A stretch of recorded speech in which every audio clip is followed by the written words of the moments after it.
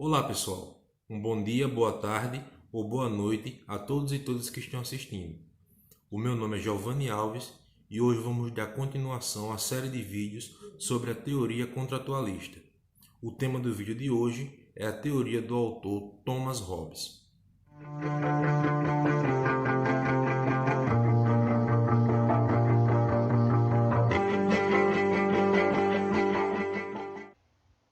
Então pessoal, hoje nós vamos começar a falar do contratualismo político de Thomas Hobbes. Hobbes ele foi um inglês que viveu entre os anos de 1588 e 1679. Além de teórico político, ele foi também filósofo e matemático. A sua teoria ela está no que a gente convém chamar hoje em dia de teoria absolutista, ou absolutismo político. Ou seja, Hobbes ele vai ver o Estado como soberano absoluto. Entre as várias obras que o autor escreveu, a mais importante é o Leviatã, de 1651. Ela também é a mais interessante para a gente analisar aqui, porque é nela que o autor vai dar a sua concepção mais clara da criação do Estado. Então, entrando nos elementos da teoria contratualista do Hobbes, a gente vai para o estado de natureza. O Hobbes ele vai enxergar o estado de natureza como sendo algo hipotético, ou seja, ele é apenas uma ferramenta teórica. Vocês lembram que eu falei no vídeo de introdução que há autores que vão enxergar o estado de natureza como uma ferramenta teórica e como um cenário que realmente existiu. No caso de Hobbes, ele é uma ferramenta teórica e ele vai ser utilizado para justificar a argumentação posterior do autor, dando os motivos para a celebração do contrato. Mesmo esse estado de natureza sendo hipotético, dentro da teoria do Hobbes, ele vai fazer questão de detalhar esse primeiro momento. E esse detalhamento que ele vai dar, essa descrição que ele vai dar do estado de natureza, ele vai estar amarrado com a concepção de estado que o autor tem. Então, o Hobbes ele vai fazer um esforço ali quando ele está falando do estado de natureza para que no futuro toda aquela argumentação dele sirva para sustentar a sua concepção de estado. Então, o Hobbes ele vai descrever o estado de natureza como um contexto insuportável, né? uma luta constante entre os indivíduos, escassez de recursos, e os indivíduos vão estar querendo sempre fugir dessa situação. Então, vai ser uma coisa realmente muito negativa na teoria do Hobbes. Vocês lembram que eu falei? O estado de natureza ele vai ser sempre marcado pelo conflito, mas a radicalidade desse conflito ela vai diferenciar de autor para autor. A gente pode dizer que Hobbes é o autor mais radical em relação a essa negatividade, ou seja, o estado de natureza hobbesiano ele vai ser o mais negativo possível. Então, quais os motivos dessa negatividade? Então, como eu disse a vocês no vídeo anterior, o motivo dos indivíduos celebrarem um contrato e quererem fugir do estado de natureza que é negativo é sempre o conflito, né? Então, mas os autores eles vão dar uma quantidade grande de motivos para que ocorram esses conflitos, para que haja essa negatividade no estado de natureza. Então, vamos entender aqui quais são os motivos que o Hobbes ele oferece na sua teoria. Primeiro é a concepção de indivíduo que o Hobbes dá, e talvez esse seja o mais importante dentro dessa gama de motivos para o conflito, para a negatividade do estado de natureza. Então, primeiramente, Hobbes ele vai de encontro lá com a tese aristotélica, de que o homem é aquele ser social, que coopera, que vive em sociedade. Então, Hobbes ele vai dizer que o homem, ao contrário disso, ele é um ser de natureza apolítica, que não é inclinado à cooperação, né? Então, de certo modo, aqui Hobbes ele atomiza, ele isola os homens nesse sentido. Para o autor, os homens também são racionais. Em que sentido? No sentido de conseguir pensar a relação custo-benefício de suas ações. Então, se é mais válido fazer isso, ou se vai me trazer prejuízo, se vai me trazer ganho. Então, nesse sentido, os homens eles são racionais para Hobbes. Para o autor, o indivíduo também vai nascer com o que ele chama de igualdade natural. E essa igualdade natural não tem a ver aqui com igualdade de direitos ou igualdade política. A igualdade natural para o Hobbes é igualdade de capacidade. Então, nesse sentido, não pode-se pensar, por exemplo, um indivíduo que é um perdedor já definido ou um vencedor já definido. Então, num conflito, mesmo que um seja mais fraco, o outro pode ser mais inteligente e pode usar de artifícios para vencer aquele que é mais forte. Ou ele pode fazer alianças, ou seja, indivíduos mais fracos podem momentaneamente se aliarem para derrotar o inimigo mais forte. Então, nesse sentido de igualdade natural, o que o Hobbes quer dizer é que os indivíduos são iguais em suas capacidades. Na concepção do autor, os indivíduos são também egoístas, ou seja, eles vão agir de acordo com suas necessidades. Ele não vai agir pensando no outro, ele vai agir pensando em si, em sua sobrevivência. Os indivíduos são ainda hedonistas. E o que é ser hedonista? Hedonista é buscar realizar as suas vontades. Então, os indivíduos vão sempre agir com essa dinâmica, né? Eles vão sempre agir de acordo com suas necessidades de sobrevivência, ou seja, egoístas, voltados para si. Eles vão agir também de acordo a realizarem as suas vontades, ou seja, hedonistas. Os indivíduos no estado de natureza hobbesiano, eles são também sociáveis. E aí vale lembrar o que foi dito lá no primeiro vídeo. Ser sociável é simplesmente estar em contato, estar em relação com outros indivíduos. Então nós temos aí em suma um indivíduo hobbesiano, ou seja, racional, egoísta, hedonista, iguais e sociáveis.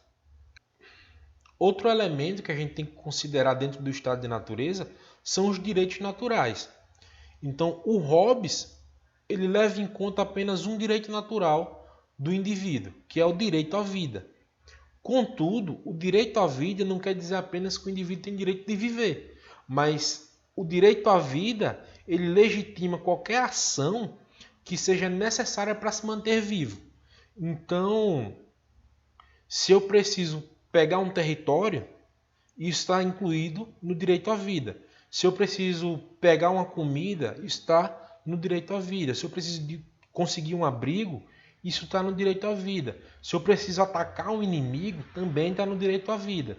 Então, o direito à vida ele é muito amplo. Apesar de ser considerado um único direito, ele é um direito que vai abranger aí muitos elementos dentro dele. A liberdade no estado de natureza de Hobbes é uma liberdade sem limites, ou seja, é uma liberdade positiva. O que vai imperar aí nesse momento para o autor é as vontades que o indivíduo tem e a sua capacidade de realizá-las. Então, não há nada que limite aí as ações do indivíduo. Não há regras estabelecidas que limitem a sua ação. Então, ele pode agir da forma como bem quiser. Se ele quiser invadir um território, ele vai lá e invade. É a vontade dele ou é a necessidade dele que está lá garantida no direito à vida. Então, não tem muita regra, não tem não tem empecilhos para limitar esse indivíduo. Então agora nós podemos entender o porquê do conflito, né? Por que o estado de natureza hobbesiano ele vai ser negativo. Então o conflito ele vai ser realmente entendido como resultado dessa soma de elementos que o Hobbes descreve. Então você pega lá a concepção de indivíduo. Nós temos indivíduos racionais, egoístas, hedonistas, iguais e sociáveis.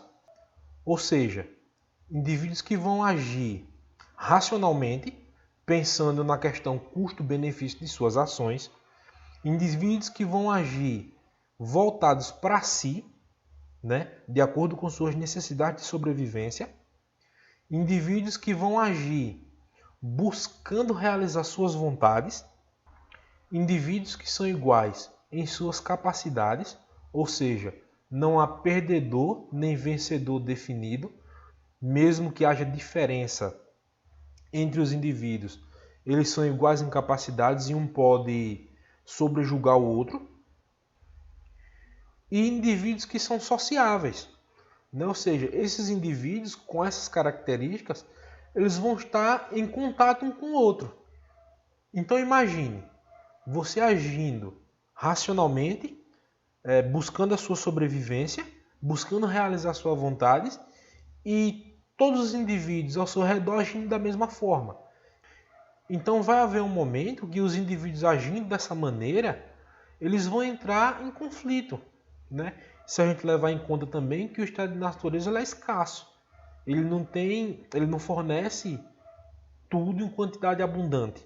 Então, em um momento, o indivíduo vai necessitar ou vai desejar o que o outro tem. E daí é que há o conflito. E, logicamente, a liberdade positiva, a liberdade restrita. Né? Isso tudo somado à escassez de recursos do estado de natureza vai gerar um estado conflituoso e vai justificar aquilo que Hobbes chama de guerra de todos contra todos, ou que ele diz que o homem é o lobo do homem. Né? Então, é essa soma de elementos que vai justificar essas falas do Hobbes. O contrato social. Então, o principal motivo para a celebração do contrato vai ser o medo, né? Vai ser a fuga daquele ambiente de insegurança que é o estado de natureza. Então, os indivíduos eles têm que estar sempre em alerta, sempre preocupados se um outro indivíduo vai invadir seu território, se outro indivíduo vai atacar ele, ou ele vai estar sempre em busca de elementos que garantam sua sobrevivência, de território, de abrigo, defendendo seu território, defendendo seu abrigo, defendendo seu alimento. Então, vai ser uma situação realmente insuportável, que os indivíduos eles não vão aguentar aquele contexto e daí eles decidem firmar esse contrato, eles se organizam e firmam esse contrato. E esse contrato ele vai dar origem a uma força maior que o Hobbes chama de Leviatã. O Leviatã é o Estado, né? E o Estado ele vai ser o resultado da soma de todos os indivíduos. O tipo do contrato que vai dar origem a esse Leviatã, a esse Estado, é um contrato por submissão. O Estado de sociedade. Sendo o contrato que dá origem ao Leviatã um contrato por submissão, e a gente sabe que o contrato por submissão ele implica em uma transferência de direitos, isso a gente falou lá no vídeo de introdução, os indivíduos no estado de sociedade eles não vão ter direito nenhum. Ele não vai possuir nenhum direito, porque ele vai transferir aquele direito à vida, aquele direito natural que a gente falou, para o Estado. Então o Estado ele vai ser o soberano absoluto. Lembrando aqui também que o Hobbes ele é um absolutista, então não podia ser diferente. O estado de sociedade ele é marcado justamente por esse absolutismo do Leviatã. Então o Leviatã ele vai ser o único a ter poderes e direitos no estado de sociedade. E esse absolutismo ele é fundamental para Hobbes, né? Para Hobbes só se põe fim nesse estado de natureza, nesse estado de guerra, de conflito, com esse absolutismo do Estado. Ou seja, os indivíduos eles têm que ser limitados e o Estado ele tem que ser ilimitado. Porque se o Estado ele for limitado como os indivíduos, não há diferença. Ou se os indivíduos não tiverem limites e forem do mesmo tamanho do Estado, digamos assim, não vai haver diferença. Então, aquela situação de conflito, ela vai continuar existindo. O ponto principal nesse absolutismo do Estado é o uso da força. Então, se antes o indivíduo fazia uso da força para garantir sua sobrevivência, agora ele não pode mais fazê-lo. Então, o indivíduo ele se submete, ele dá os direitos ao Estado e o Estado se torna uma entidade absoluta. O paradoxo da liberdade. Aqui é uma coisa interessante da gente notar na teoria de Hobbes, é que menos liberdade é mais liberdade. Então, vamos pensar lá no estado de natureza, vamos voltar para o estado de natureza.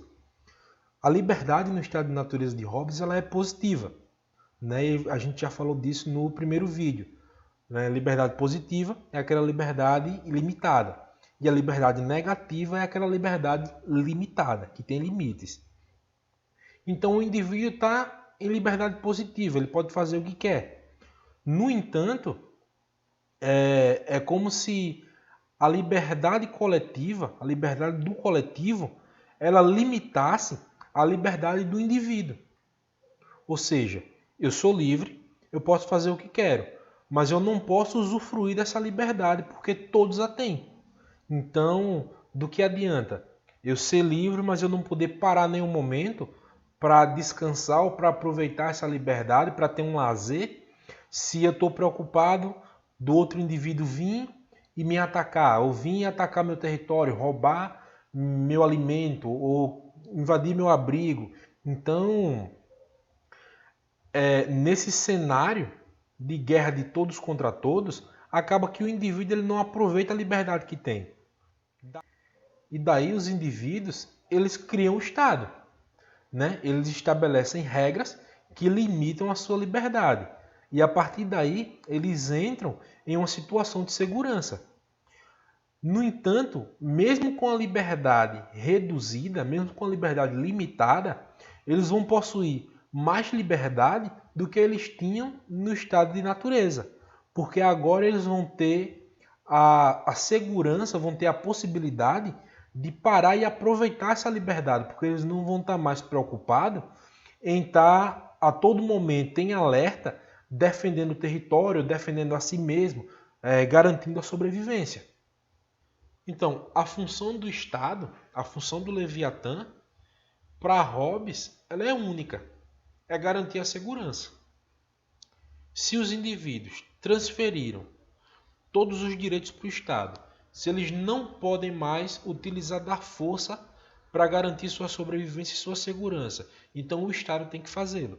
Então é justamente para isso que eles criam o Estado. Eles criam o Estado para terem segurança. Contudo, se o Estado falhar nessa sua função, se o Estado não tiver a capacidade de garantir a segurança dos súditos, o Estado entra em falência. E, entrando em falência, nós temos que, sem segurança, sem submissão. Então, se o Estado não garante a segurança do indivíduo, o indivíduo vai ter que garanti-la de alguma forma. Então, ele não pode mais se submeter ao Estado. Ele vai ter que agir. E, nesse sentido, ele retoma para si os direitos naturais. Né? Ou seja, seu direito à vida e a fazer tudo o que for preciso para mantê-la. E, nesse sentido, a gente regressa para o estado de natureza. Então a gente volta àquela situação conflituosa de guerra de todos contra todos. Então, pessoal, por hoje é só. No próximo encontro nós falaremos sobre a teoria de John Locke. Eu agradeço a todos e todas por terem assistido o vídeo e até a próxima.